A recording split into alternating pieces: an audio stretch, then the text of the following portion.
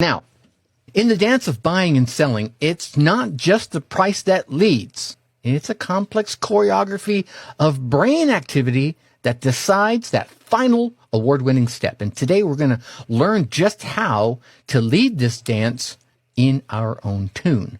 In this episode, as I mentioned earlier, we're not just talking about theory. No, we're unlocking the insights that can revolutionize how we approach buying and selling, whether it's for our businesses or for our own personal lives.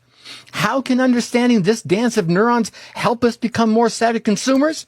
And how can understanding this dance of neurons make us more effective marketers? Well, that's the journey we're about ready to embark on. So grab your headphones, ladies and gentlemen, grab your neurons in both hands, and get ready for an episode that might just change the way you shop. It definitely will change the way you sell. And I think it's going to change the way that you perceive value. Let's unravel the mysteries of the buyer's brain together. Let's take a step into the world of neuroscience and marketing.